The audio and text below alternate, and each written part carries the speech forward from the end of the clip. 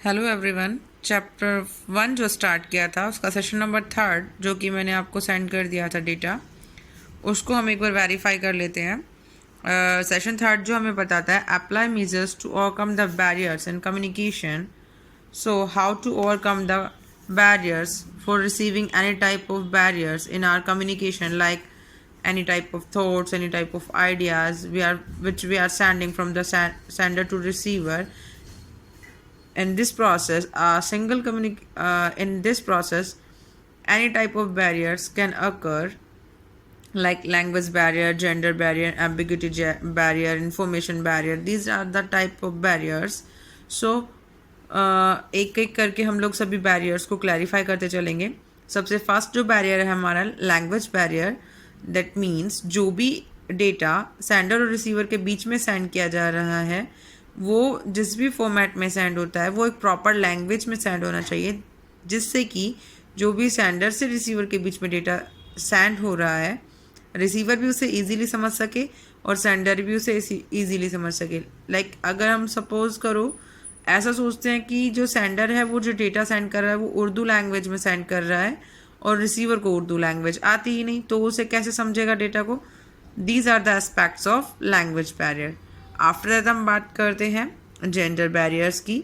Gender barriers में हम बात करते हैं style of communication. Like males और फीमेल्स में बात करने का तरीका अलग होता है, उनका वे ऑफ कम्युनिकेशन अलग होता है, उनका पोलाइटनेस, उनका टॉकेटिव मैनर, उनका लॉजिकल वे को रिप्रेजेंट करने का तरीका। These are the differentiation between mans and female and womens. Okay, so these are the barriers. Like जो मैन होते हैं वो टेम्प्ररी बात करते हैं, उनमें बहुत जल्दी वो अपना जैसे हम बोले कि बैलेंस खो देते हैं, बहुत जल्दी उन्हें गुस्सा आ जाता है।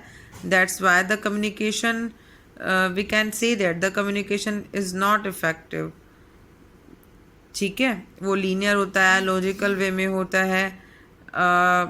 हम ये बोल सकते हैं कि सामने वाले इंसान को ज़रूरी नहीं है कि उस टाइम पर मूड हो सुनने का, बट अगर लीनियंसी की बात करें तो लीनियंसी उसमें होती नहीं है। वो लॉजिकल वे से सोचते हैं और विदाउट किसी भी फीलिंग के वो उस कंप्लीट डेटा को डिलीवर कर देते हैं। ओके, नेक्स्ट अपन बात करते हैं एम्बिग्यूटी बैरियर्स। एम्बिग्यूटी बैरियर्स का मीन्स ये होता है कि जब भी अगर हम लोग कोई भी डेटा जो कि रिप्रेजेंट करना चाहते हैं वो उसका जो पर्पस है या वो जो डेटा का या वो जो मैसेज है वो क्लियर अगर जब तक नहीं है तब तक वो मैसेज रिसीवर तक सेंड होने पर उसे मिसअंडरस्टैंडिंग ही होगी। मतलब पुअर वे अगर आपने रिप्रेजेंट किया है कम्युनिकेशन का तो रिसीवर उस मैसेज को एग्जैक्टली समझ नहीं पाएगा कि आप क्या कहना चाह रहे हैं। दैट मीन्स जो भी आप डेटा सेंड करें वो क्लियर हो, सामने वाले इंसान को उसका पर्पस क्लियरली समझ में आए। ये नहीं हम घुमा फिरा के बात को बोले जा रहे हैं और रिसीवर को समझ ही नहीं आ रहा कि हमारा मेन मोटिव क्या है बोलने का। नेक्स्ट अपन बात करते हैं कल्चरल बैरियर्स। कल्चरल बैरियर्स में हम बात करते हैं कि डिफरेंट कंट्रीज़ के जो डिफरेंट कस्टम्स होते हैं, लाइक उनमें अलग अलग वर्ड्स का यूज़ अलग अलग होता है। कौन से वर्ड को किस टाइम पर बोलना चाहिए, उनका टाइमिंग, प्रोनाउंसिएशन का, वर्ड्स को यूज़ करने का, है ना, उनके सिंबल्स को, फ्रेजेस को यूज़ करने का, सबका तरीका अलग अलग होता है। लाइक हम एग्जांपल से समझाते हैं आपको कल्चरल बैरियर्स के बारे में। In US people love to call their first name, while in Britain and India also people likes to address by their last name. हर जगह का अलग अलग तरीका होता है। यूएस में लोग उनके फर्स्ट नेम से पुकारने पर ज़्यादा अच्छा फील करते हैं, जबकि अपने यहाँ पर हम इंडिया में भी बात करें तो मोस्ट ऑफ जो पीपल्स होते हैं वो सामने वाले इंसान को उनके सरनेम से पुकारना ज़्यादा प्रेफर करते हैं। तो ये क्या है, कुछ कल्चरल बैरियर्स हैं। ठीक है, इन्हीं के हिसाब से कम्युनिकेशन इफेक्टिव और नॉन इफेक्टिव बताया जाता है। नेक्स्ट अपन बात करते हैं एटीट्यूडनल बैरियर्स। दैट मीन्स जो भी हमारा बिहेवियर है या जो भी हम परसेप्शन फेस करते हैं किसी भी पीपल के सामने कम्युनिकेशन को कंप्लीट करने के लिए, तो उसमें हमारा एटीट्यूड बीच में कैरी नहीं होना चाहिए। ऐसा नहीं होना चाहिए कि सामने से किसी भी पर्सन ने या सेंडर ने या रिसीवर ने आपको कोई भी थॉट सेंड किया है और आपका वहाँ पर एटीट्यूड बीच में आ जाए कि नहीं जो मैंने बोला वो चीज़ सही है, क्योंकि अगर ऐसा होता है जहाँ पर भी, तो वहाँ जो मीनिंगफुल डेटा होता है वो लैप्स हो जाता है, हम अपने एटीट्यूड में रह जाते हैं। हो सकता है कि हमसे अच्छा डेटा सामने वाले ने रिप्रेजेंट किया हो और हम अपने एटीट्यूड को ही कैरी करते हुए चलते हैं, तो सामने से जो इफ़ेक्टिव कम्युनिकेशन का जो डेटा हमारे पास आया था, हमने अपने एटीट्यूड की वजह से उस डेटा को खो दिया। ठीक है, नेक्स्ट अपन बात करते हैं इंफॉर्मेशन ओवरलोडेड बैरियर। अगर सपोज कीजिए कि आपने कोई भी डेटा सेंड किया है, कोई भी इंफॉर्मेशन सेंड की है, लेकिन वो बहुत ओवरलोडेड है, मतलब एक सिंगल मोमेंट ऑफ टाइम में मेरे पास बहुत ज़्यादा वर्क है, तो मैं उस वर्क को कंप्लीट करने की कोशिश कर लूँगी, लेकिन वो वर्क अगर ओवरलोडेड है तो मैं उसे फास्टली करूँगी, और जब मैं उसे फास्टली करूँगी तो उसमें कोई ना कोई एरर जनरेट होनी ज़रूरी है, क्योंकि हम जो भी काम बिना प्रॉपर टाइमिंग के करते हैं तो उसमें इंफॉर्मेशन की रिस्पॉन्स का टाइम डिले हो जाता है ना, या कोई एरर अकर हो जाती है, तो ये इंफॉर्मेशन ओवरलोडेड के बैरियर्स हैं। नेक्स्ट अपन बात करते हैं इमोशनल बैरियर्स। दैट मीन्स जो भी हम लोग अंडरस्टैंड कराएं कम्युनिकेशन में डेटा, उसके साथ साथ हमारा मेन पॉइंट इमोशनल बैरियर का इसीलिए बताया है कि जो भी डेटा हम कम्युनिकेट करते हैं उसके साथ साथ हमारे इमोशंस उसके साथ कैरी होने चाहिए, जिससे कि कम्युनिकेशन इफ़ेक्टिव हो। ठीक है, ताकि जो सामने वाला पर्सन है वो उसे इफ़ेक्टिवली सुने, उस कम्युनिकेशन को कंप्लीट सीरियसली ले, है ना, ताकि सामने वाले इंसान को उसमें इंटरेस्ट जनरेट हो। ठीक है, अब जैसे कुछ लोग बात करते टाइम अपना पेशेंस लूज़ कर देते हैं सुनते टाइम।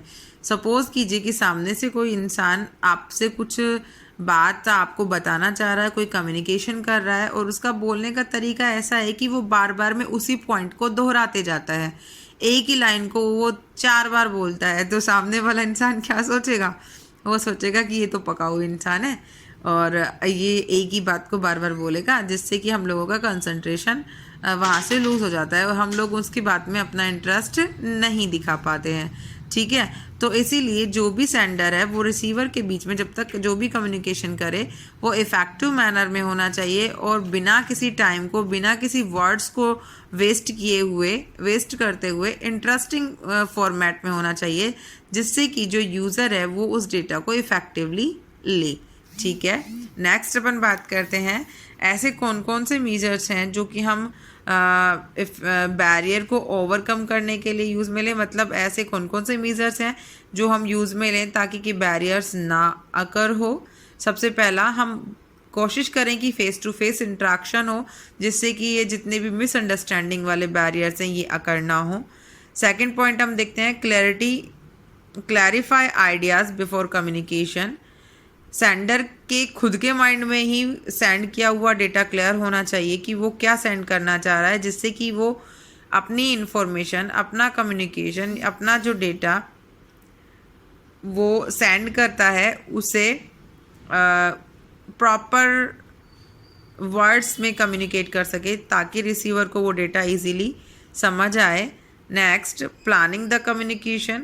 हमें किससे बातें करनी है, किस फॉर्मेट में करनी है, कौन कौन से कम्युनिकेशन टूल उसमें यूज़ होंगे, ये सभी हम ऑलरेडी प्लान करके चलें। कौन कौन से मोशन में कम्युनिकेशन होगा, ताकि जो कम्युनिकेशन की कंप्लीट प्रोसेस है उसका जो सर्कल है वो डिस्ट्रैक्ट ना हो। फोर्थ पॉइंट है एलिमिनेट डिस्ट्रैक्शन। जितने भी ऐसे कुछ एलिमेंट्स हैं जो कि कम्युनिकेशन को डिस्ट्रैक्ट करते हैं, ऐसे एलिमेंट्स को दूर कर देना चाहिए, ताकि हमारा जो मोटिव है, जो वे है अपने कम्युनिकेशन को कंप्लीट करने का, वो कंप्लीट हो जाए। नेक्स्ट अपन बात करते हैं soften language, time and content of the message. जिस भी लैंग्वेज में हम लोग अपना डेटा सेंड कर रहे हैं वो सॉफ्ट होनी चाहिए, tone soft, pitch volume soft होना चाहिए, और जो भी कंटेंट हम सेंड कर रहे हैं वो भी इफ़ेक्टिव होना चाहिए। Encourage feedback. हम रिसीवर को एनकरेज करें कि वो सेंडर से डेटा रिसीव करने के बाद में फीडबैक हमें जनरेट करे, ताकि उसके फीडबैक से हम लोग और इफ़ेक्टिव कम्युनिकेशन को जनरेट कर सकें, उसमें कोई प्रॉब्लम अकर ना हो। कंसिस्टेंसी ऑफ द मैसेज, जो भी मैसेज हम लोग डिलीवर करें वो कांस्टेंट हो, उसमें कोई भी चेंजेस ना हो। ऐसा नहीं है कि अभी हमने इनपुट कुछ लिया है और बाद में हम उसका कोई इनपुट ले रहे हैं तो उसके आउटपुट पर भी उसका प्रभाव पड़ता है, ठीक है। तो वो कंसिस्टेंट रहे। फॉलो अप कम्युनिकेशन, जिस जिस तरीके से हमें कम्युनिकेशन के लिए सर्कल और इमोशंस बताए जाते हैं उनसे हम फॉलो अप करें। नेक्स्ट, बी कॉन्फिडेंट, जो भी डेटा हम लोग सेंड करें वो कॉन्फिडेंशियल फॉर्मेट में सेंड करें। नेक्स्ट, गुड लिसनिंग स्किल, अगर हम बहुत अच्छे वक्ता हैं तो बहुत अच्छे श्रोता भी हमारे अंदर होना चाहिए। मतलब हम अगर बोलने में ध्यान रखेंगे तो सामने वाले इंसान की थॉट्स और व्यूज़ को हम लोग नहीं सुन पाएंगे, जो कि इफेक्टिव कम्युनिकेशन में बैरियर अकर करता है। अवॉइड जजमेंट अप्रोच, किसी की भी बात सुनने से पहले उसको जज ना करें। सेकेंड थिंग इज़ दैट कि आपका पॉइंट ऑफ व्यू अलग होता है, ज़रूरी नहीं है कि उसी पॉइंट ऑफ व्यू से सभी इंसान उसको जज करें। तो जो भी कोई भी आपके पास कम्युनिकेशन के रिगार्डिंग कोई भी इंफॉर्मेशन आती है तो आप उसे जज ना करें। ये इफ़ेक्टिव कम्युनिकेशन के लिए बहुत ज़्यादा ज़रूरी है, ठीक है। तो इसमें अब जो लास्ट वाला पॉइंट है जिसमें 11 पॉइंट्स के सिर्फ नेम आपको डिस्कस किए हैं, ये आपको लिखना बाकी है। इससे पहले जो भी था वो मैं आपको सेंड कर चुकी थी, तो आप उनको लिख लीजिएगा। Okay, thank you.